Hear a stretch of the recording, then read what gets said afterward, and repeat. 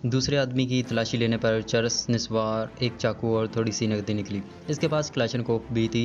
इसकी क्लाशनकोफ को गले में लटका कर मैंने बैरट M107 कंधे पर रखी और नीचे उतरने लगा।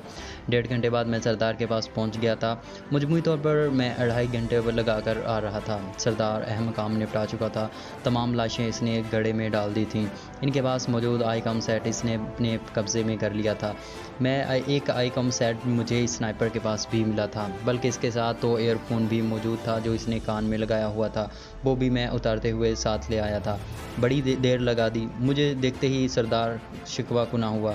अल्लाह के बंदे, जो कुछ मुझे वहाँ मिला है, अगर इसके लिए 1 हफ्ता भी लग जाता तो कम था। मैंने मुसर्रत भरे लहजे में जवाब दिया। बैरट M107, दूरबीन, compass, wind meter, laser range finder, Glock 19 और बहुत कुछ। ये कहते ही मैंने बैरट M107 कंधे से उतार कर इसके सामने रख दी। अरे वाह, ये इनके पास कैसे? हैरानी भरे लहजे में कहते हुए वो बैरट M107 का जायज़ा लेने लगा। ये एक अमेरिकन स्नाइपर के पास थी। मैंने इंकिशाफ किया। इतना कीमती सामान एक अमेरिकन के पास ही हो सकता है। इसने इस बात में सर हिलाते हुए कहा। बहरहाल अब क्या करें, हमारे पास कुल 7 क्लाशनकोफ़ें और 2 स्नाइपर राइफल्स मौजूद हैं। पहले तो तुम ये अपनी बात रखो। मैंने नेफे में उड़सा 30 बोर पिस्तौल इसके सामने बढ़ाया। शुक्रिया, इसने मुंह बनाते हुए पिस्तौल पकड़ लिया था। ग्लॉक तो दे नहीं सकता, और मैंने बगैर लगी लिपटी रखे कहा। ग्लॉक तुम दे नहीं सकते और बैरट M107 तुमसे अच्छी मैं चला नहीं सकता। नतीजा वाज़ेह है। इसकी बात करने के अंदाज़ पर मुझे हंसी आ गई थी। हंसी की ज़रूरत नहीं, अब इसके बारे क्या करना है? इसने ज़ख्मी की जानिब इशारा किया जिस पर गशी तारी थी।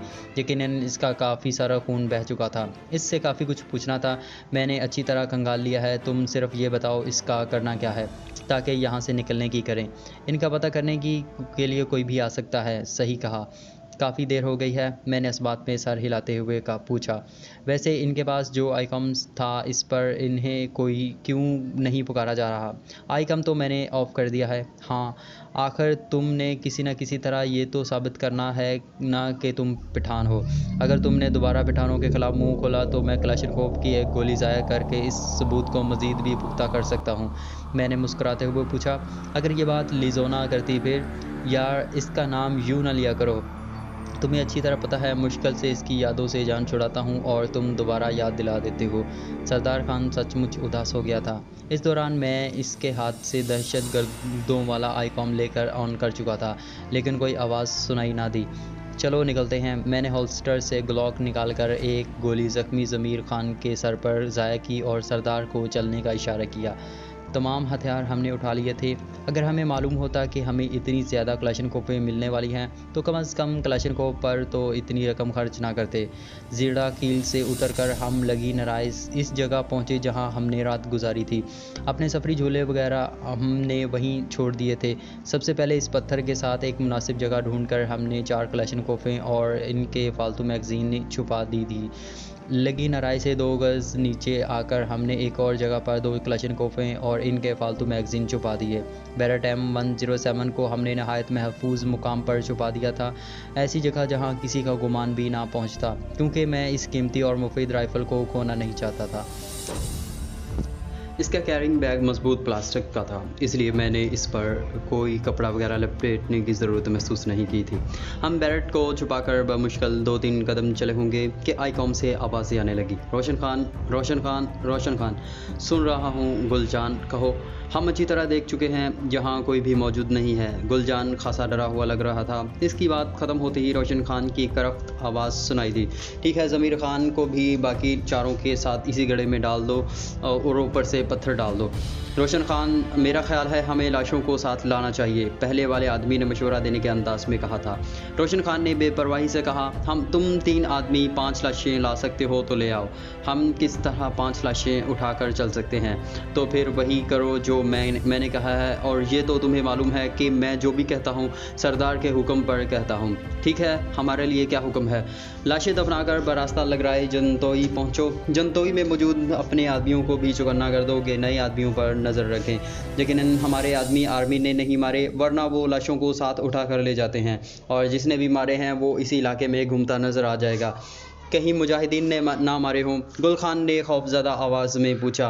नहीं, इनके साथ हमारा मुआहदा है और वो हमारे आदमियों को नहीं छेड़ते और ना हम हुई उन्हें कुछ कहते हैं।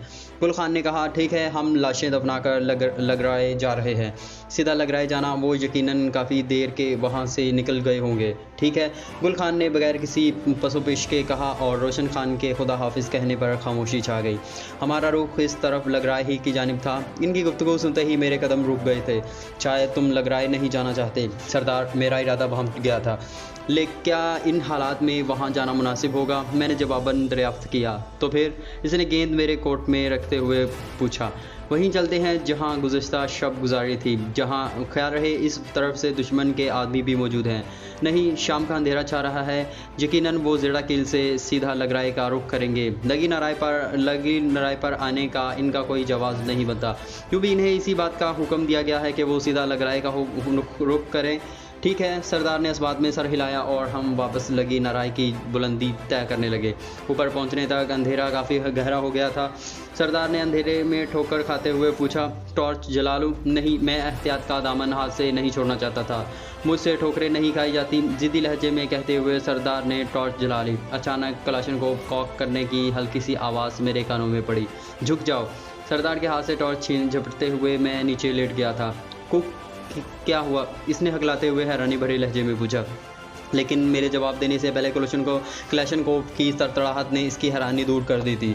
बाएं जानिब चलो, सरदार को कहकर मैं झुके अंदाज में इस तरफ चलने लगा। ये कौन हो सकते हैं? सरदार ने मेरे साथ आगे बढ़ते हुए दबे हुए लहजे में पूछा। मैंने जवाब दिया, ये यकीनन वही हैं जो कह रहे थे कि रास्ते में वक्त ज़ाया किए बगैर लगराए पहुंचो। ये अल्फाज मेरे होठों पर थे कि इसी जगह 2-3 और बरस्ट आए। कबीर खान, हम पहुंच गए। एक चीखती हुई आवाज़ हमें दाएं और थोड़ा नीचे की तरफ से आई थी। तुम इन्हें यकीन से कह सकते हो? सरदार ने दुश्मनों की बात पर ध्यान दिए बगैर उलझन आमेज़ लहजे में पूछा। बिल्कुल ऐसा ही है सरदार खान, इन्होंने हमें बेवकूफ़ बनाया है। मेरे अंदाजे के मुताबिक रोशन खान और गुल खान की सारी गुफ्तगू फर्जी थी।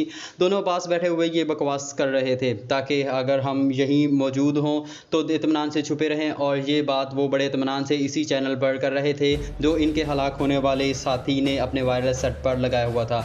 इसी वक्त इकट्ठी 2 गन्ने चलने की आवाज़ सुनाई दी थी। इसका मतलब है इनकी तादाद भी 3 से ज़्यादा होगी। पत्थर की एक बड़ी चट्टान के पीछे रुकते हुए सरदार ने पूछा।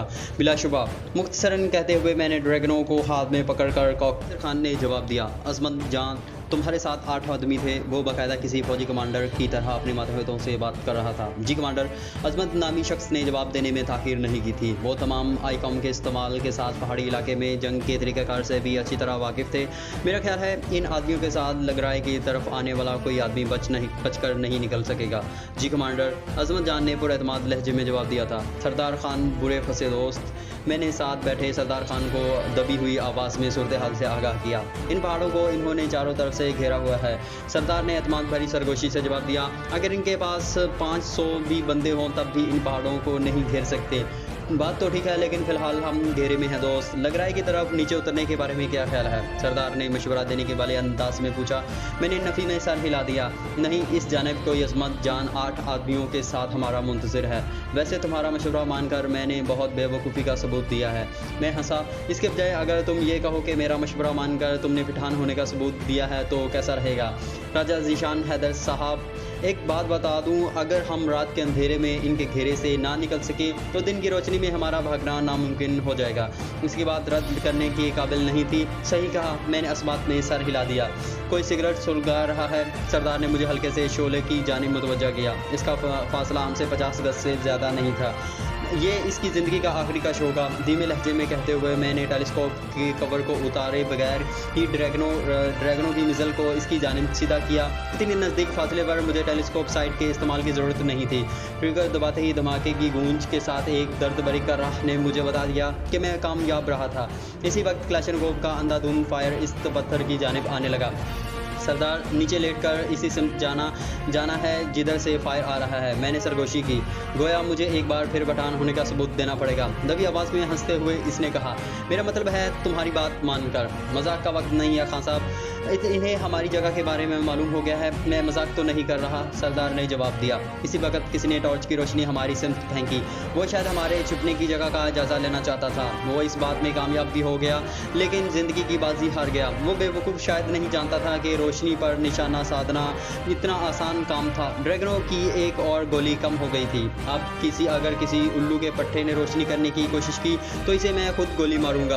रोशन जान की धारती हुई आवाज़ सुनाई दी। इसी वक्त क्लाशनकोव के 2-3 ब्रस्ट हमारी तरफ आए, मगर हमने जवाबी फायर से गुरेज किया था। हमारे पास इतना फालतू एम्यूनेशन नहीं था कि इनके हर फायर का जवाब देते। तुम लोग चारों तरफ से घिरे में हो, बेहतर यही होगा कि खुद को हमारे हवाले कर दो। वो रोशन खान की आवाज़ थी। इसकी आवाज़ को मैं अच्छी तरह पहचान गया था। इसकी बात का जवाब सरदार ने दो गोली फायर के साथ दिया था। सरदार के फायर के साथ 2-3 ब्रस्ट फायर हुए, लेकिन हम पत्थर की चट्टान के बायस महफूज रहे। लेकिन आईकॉम पर रोशन खान की आवाज़ सुनाई दी। वो दिलबर खान को पुकार रहा था। दिलबर खान के जवाब देने पर वो कहने लगा, दिलबर खान अपने आदमियों के साथ हमारी तरफ बढ़ते आओ। जवाबन दिलबर खान ने जी कमांडर कहकर हुक्म पर अमल पैरा करने का इंदिया दे दिया। इसके साथ ही रोशन खान किसी बर्मन खान को आवाज़ देने लगा। बर्मन खान के हुक्म जनाब पर वो पूछने लगा, तुम्हारे पास हैंड ग्रेनेड मौजूद हैं? जी हाँ, 3 ग्रेनेड मौजूद हैं। बर्मन खान का इकरारी जवाब सुनकर वो बोला, फ़ौरन मेरे पास आ जाओ, मैं इस वक्त लगी नाराई की बुलंदी पर खड़ा हूँ। कमांडर 5-10 मिनट लग जाएंगे, मैं मुंतज़िर हूँ, कहकर रोशन खान खामोश हो गया था। सरदार, रोशन खान किसी आदमी से हैंड ग्रेनेड मंगवा रहा है। यकीनन इसका इरादा हमारे खिलाफ हैंड ग्रेनेड इस्तेमाल करने का है, इसलिए जितना जल्दी हो यहाँ से निकलना चाहिए। मेरा ख्याल है सामने की बजाय दाएं तरफ मुड़ जाना, नीचे चलते हैं, सरदार ने मशवरा दिया। मैंने नफ़ी में सर हिला दिया। इस तरफ तंग नाला है, अगर इसमें उतर गए तो चूहेदान में फंस जाएंगे। इन्होंने नाले को पहले से घेरा हुआ है। मुकम्मल नहीं उतरते, ढलान पर होकर जेड़ा किल की जानिब बढ़ने की कोशिश करते हैं। अगर रोशन खान पार्टी की हदबंदी से गुजर गए तो आगे जाना मुश्किल नहीं होगा। सरदार अपनी बात पर मुसिर रहा। लगता है लिजोना के साथ 2 माह गुजार कर तुमने भी थोड़ी बहुत अकल हासिल कर ली है। इसने पूछा, तो चले, इससे पहले कि एक हैंड ग्रेनेड का सामना करना पड़े। मेरे पीछे रहना और तुम फायर ना करना। मेरे पास साइलेंसर लगा पिस्तौल मौजूद है। किसी भी अचानक नमदार होने वाले हदफ को मैं खुद संभाल लूंगा। इससे बात करते हुए मैंने ड्रैगनो राइफल की स्लिंग सर से गुजार कर अपनी छाती के सामने लाई। इस तरह के राइफल मेरी पुश्त पर बंधे थैले पर मजबूती से ठहर गई। साइलेंसर लगा ग्लॉक 19 मैंने हाथ में थाम लिया था। ठीक है, सरदार ने कहा, और इसका जवाब सुनते ही मैं झुके अंदाज में आगे बढ़ गया। हम जिस पर चट्टान के पीछे दबके थे, इसके सामने रोशन खान ने मोर्चा बना रखा था। इसके अकबी जानिब दिलबर खान अपने आदमियों के साथ आ रहा था। दाएं जानिब अजमत खान और बाएं जानिब नासिर खान अपने आदमियों के साथ मौजूद था। लेकिन नासिर खान नाले की परली तरफ और सामने की तरफ मौजूद था। वो नाला ज़ेड़ा किल से निकल रहा था। लाजमी तौर पर ज़ेड़ा किल की बुलंदी पर भी इन के आदमियों ने मौजूद होना था। रोशन खान जैसे शातिर से बाई था कि इसने वो सिमत नज़रअंदाज कर दी हो, लेकिन ज़ेड़ा किल की परली जानिब अगर हम पहुंच जाते, जिस तरफ अमेरिकन स्नाइपर मेरा निशाना बना था, तो हमारा निकलना मुश्किल नहीं था। नाले में 10-15 गज नीचे जाकर हम इसी ढलान में मतवाजी तो आगे बढ़ने लगे। हवा काफ़ी तेज़ रफ्तारी से चल रही थी, और ये हवा जहां सर्दी में इजाफे का बाइस बन रही थी, वहीं हमारे लिए इस लिहाज से नहायत मुफीद थी कि हमारी हल्की फुल्की आहट दुश्मन को सुनाई नहीं दे रही थी। हम 30-35 गज ही आगे बढ़े होंगे कि एक ज़ोरदार धमाका सुनाई दिया। यकीनन इन्होंने हैंड ग्रेनेड फेंका था। जाना ना, मेरा ख्याल है इन कमीनों का काम तो हो गया। मुझे हल्की हंसी के साथ किसी की आवाज़ सुनाई दी। हमारे इस्तकबाल के लिए इस जानिब भी रोशन खान ने अपने आदमी खड़े किए थे। हमारी खुशकिस्मती के हवा ज़ेड़ा किल की जानिब से हमारे रुख की तरफ चल रही थी, इसलिए वो आवाज़ आसानी से सुनाई दे रही थी। सरदार ने भी वो आवाज़ सुन ली थी। हम दोनों दबकर नीचे बैठ गए। इसी वक्त एक ज़ोरदार धमाका हुआ। इन्होंने हिफ्ज़े मातकद्दम के तौर पर एक और हैंड ग्रेनेड भी फेंक दिया था। सरदार को वहीं ठहरने का इशारा करके मैं रिंगता हुआ आगे बढ़ा। इनकी बातें करने की धीमी आवाज़ मेरी रहनुमाई कर रही थी। जल्द ही इनके हैवले मुझे नजर आते हुए दिखाई दिए। इनका रुख हमारी जानिब ही था। इसी तरफ मेरे कान में लगे रिसीवर में रोशन खान की आवाज़ उभरी, और साथ ही वही आवाज़ मुझे इन आदमियों के पास मौजूद आईकॉम से भी आ रही थी। तमाम पार्टियां होशियार रहें, वो यहाँ से गायब हैं। इसका मतलब फिर बच गए हैं कमीने। मुझे वही पहले वाली आवाज़ सुनाई दी, और इसके साथ ही मैंने ग्लॉक सीधा करते हुए मुसलसल 2 मरतबा ट्रिगर दबा दिया। ठक ठक की आवाज़ के साथ दर्द भरी कराहें बुलंद हुई। मैं ज़मीन से उठकर तेज़ी से आगे बढ़ा। सरदार ने भी मेरी तकलीद की थी। इनके तड़पते अजसाम को फलांगते हुए हम आगे बढ़ गए। 10-15 गज आगे जाते ही हम दोबारा बुलंदी चढ़ने लगे। ढलवान से हमवार सतह पर आते ही हम तेज़ी से जेड़ा किल की तरफ बढ़ गए। नासिर खान तैयार हो जाओ, मेरा ख्याल है वो नाले में उतर गए हैं। हम तैयार हैं कमांडर। नासिर की पूरे एतमाद भरी आवाज़ उभरी। हम जेड़ा किल की बुलंदी पर चढ़ने लग गए थे। वो लगी नाराई से इतनी ज़्यादा बुलंद नहीं थी। गुल खान, तुम्हारे साथ कितने आदमी हैं? रोशन खान किसी नए बंदे को पुकार रहा था। हम 2 आदमी हैं कमांडर, गुल खान की आवाज़ सुनाई दी। बर्मन खान, तुम अपने एक आदमी को लेकर गुल खान के पास पहुंचो। ठीक है कमांडर, बर्मन ने जवाब दिया। अब मालूम नहीं बर्मन खान इस वक्त कहाँ था। चढ़ाई ख़त्म होने के करीब ही हम दबे कदमों चलने लगे। इसी वक्त सरदार के पाँव के नीचे एक पत्थर आकर लुढ़क गया। हम फ़ौरन लेट गए। ये बर वक्त लेटना हमारे काम आ गया था। इसी वक्त एक ताकतवर टॉर्च की रोशनी इस तरफ आई। सरदार मेरे आगे था। इसने एक लम्हा ज़ाया किए बगैर कलाशनकोव का फायर खोल दिया। तड़तड़ाहट की आवाज़ में एक चीख भी शामिल थी। टॉर्च समेत वो औंधे मुंह गिरा। टॉर्च अभी तक रोशन थी। सरदार इधर जाओ, इधर आ जाओ, इधर हो जाओ। एक करीबी पत्थर की आड़ लेते हुए मैंने सरदार को सूरज से पुकारा। इसी वक्त रोशन खान भी अपने आदमी से पूछने लग गया था, गुल खान फायर तुमने किया है? गुल खान गरीब जिंदा होता तो जवाब देता। सरदार एक सेकंड भी ज़ाया किए बगैर लेटे लेटे ही लुढ़कते हुए मेरे करीब पहुंच गया और इसी वक्त किसी ने कलाशनकोव का फायर खोल दिया। कलाशनकोव मुसलसल गर्जने लगी। इसने इस वक्त तक ट्रिगर से उंगली ना उठाई जब तक ट्रंच की आवाज़ के साथ कलाशनकोव खाली ना हो गई थी। हम पत्थर के पीछे सिमट कर लेटे हुए थे। अगर वो पत्थर ना होता तो यकीनन हम मारे गए होते। ट्रंच की आवाज़ सुनते ही मैंने कहा, सरदार फायर, और इसने लेटे लेटे मतलूबा जानिब कलाशनकोव की नाल करते हुए ट्रिगर दबा दिया। मुसलसल धमाकों की वजह से हमें पता नहीं चला था कि वो फायर कामयाब गई थी या नाकाम। आई कॉम पर रोशन खान मुसलसल गुल खान को पुकार रहा था। मैगजीन खाली होते ही सरदार ने नई मैगजीन लगाते हुए कलाशनकोव का कॉक की, लेकिन नाराय की जानिब से 2-3 ब्रस्ट फायर हुए, लेकिन यकीनन वो इसी जानिब ही बढ़ते आ रहे थे। सरदार, खतरा तो मोल लेना पड़ेगा। मैं उठकर थोड़ा दाएं मुड़ा और झुके झुके अंदाज में आगे बढ़ने लगा। सामने से फायर ना आते देखकर मैं समझ गया था कि सरदार की गोलियां रायगा नहीं गई थी। जेड़ा किल की बुलंदी चढ़ते ही मैंने इस तरफ का रुख किया जहां से मैं दिन को उतरकर अमेरिकन स्नाइपर वाली पहाड़ी पर चढ़ा था। सरदार मेरे पीछे ही दौड़ता हुआ आ रहा था और कब में मुझे मुसलसल फायरिंग की आवाज़ सुनाई दे रही थी। रोशन खान ने नासिर खान को चंद बंदे इस जानब भेजने का हुक्म दिया। साथ ये भी बता दिया कि जेड़ा किल पर इनका कोई आदमी बाकी नहीं बचा था और मैं और सरदार ठोकरें खाते किसी न किसी तरह इस जगह पहुंच गए जहां से मैं दिन को नीचे उतरा था। वो रास्ता काफ़ी हमवार था। इस पर छितरे छितरे दरख्त भी मौजूद थे। जल्द ही हम नीचे कच्ची सड़क पर पहुँच गए थे। हम तेज़ रफ्तारी से जेड़ा किल से दूर हटने लगे। आगे वो नाला इंग्लिश के लफ्ज़ वाई की तरह 2 शाखा हो गया था। हमने मशवरे से बाएं जानब अख्तियार कर ली थी। तेज़ रफ्तारी से हरकत करने के बायस हमारे सांस फूल गए थे। जेड़ा किल की जानब से अब भी फायरिंग की आवाज़ आ रही थी, लेकिन आई कॉम खामोश था। शायद वो किसी दूसरे चैनल पर शुरू हो गए थे। मैंने चैनल तब्दील करना शुरू कर दिया। जल्द ही रोशन खान की मनहूस आवाज़ फिर से मेरे कानों में पड़ने लगी। वो इन्हें 3 पार्टियों में बांधकर एक पार्टी को लगराए का रुख करने का हुक्म दे रहा था। दूसरी पार्टी को इसने वो सिमत बताई गई जिस तरफ हम दोनों रवाना थे और तीसरी नासिर खान वाली पार्टी को इसी नाले पर तैनात कर रखा था।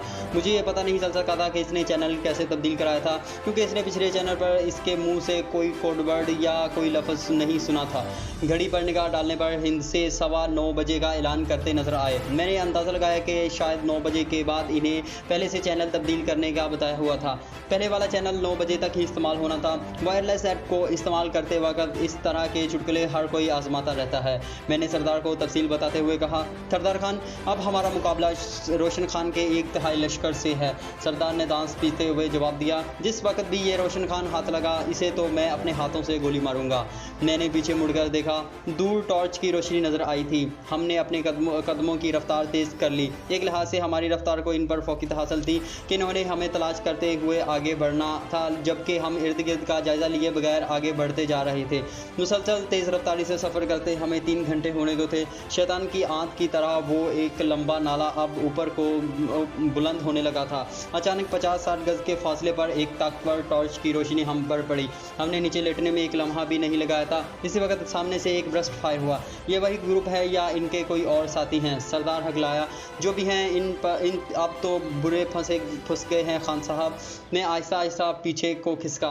टॉर्च एक बार फिर रोशन हुई और इसी रोशनी में चंद कदम आगे लगी कांटादार तार को देखते हुए मेरा दिल खुशगवार अंदाज में धड़कने लगा। सरदार खान, ये आर्मी की कोई पोस्ट है, मैंने खुशी से एक बेकाबू लहजे में कहा और इसके साथ ही मैंने जेब से टॉर्च निकालकर बार बार जलाकर टॉर्च का इशारा करने लगा। कौन? दबंग लहजे में पूछा गया। हम दोस्त हैं, दुश्मन नहीं। सरदार को उठने का कहकर मैं हाथ बुलंद करके खड़ा हो गया। पिस्तौल मैंने होल्स्टर में रख लिया था। सरदार भी कलाशन को ज़मीन पर रखते हुए अब मेरे साथ हाथ बुलंद करके खड़ा हो गया। आगे आ जाओ। इसी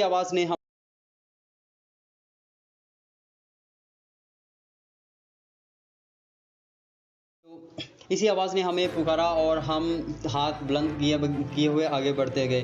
कांटादार तार के दरमियान में एक जगह का रास्ता बना नजर आया। हम इसी से गुजरकर आगे बढ़ने लगे थे। हम टॉर्च वाले से 10-15 गज दूर ही पहुंचे होंगे कि इसने अगला हुक्म सादर किया। रुक, अपने हथियार और सामान यहीं छोड़ दो। हमने बेचूचरा इनके कहने पर अमल किया। अब आगे बढ़ो। हथियार और थैले ज़मीन पर रखते हुए हमें दोबारा आगे बुलाया गया। नज़दीक पहुंचने पर हमें 3 फौजी नजर आए। एक ने हाथ में टॉर्च थाम रखी थी जबकि 2 के हाथों में हथियार थे। एक अपना हथियार स्लिंग अप करके आगे बढ़ा और हमारी तलाशी लेने लगा। तलाशी के बाद इनके सीनियर ने एक सिपाही को सारा सामान लेने भेजा जो हम इनके हुक्म पर पीछे छोड़ आए थे। थोड़ी देर बाद हम पोस्ट कमांडर के पास खड़े थे। वो एक जूनियर ऑफिसर था। जी जनाब, अपना तारुफ कराएं, इसने हल्की सी मुस्कुराहट से पूछा। हमारे पुरएतमाद लहजे में की जाने वाली बातचीत से इसे इतना अंदाज़ा तो हो गया था कि हम दुश्मन नहीं थे। मैं अपने आईकॉम सेट पर आपकी बात किसी से कराना चाहता हूँ। बात कराओ।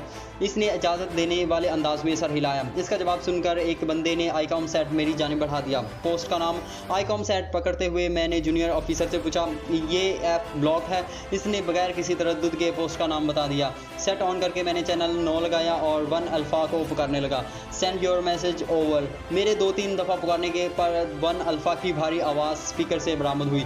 हम इस वक्त एफ ब्लॉक पर पहुंच गए हैं, ओवर। बगैर किसी तमहीद के मैं मतलब की बात पर आ गया कि वायरलेस सेट पर तमहीदें नहीं बांधी जा सकती। मगर क्यों, ओवर। इसका लहजा हैरानी से पुर था। कहानी लंबी है, ओवर। मैंने तफसील बतलाने से गुरेज किया था।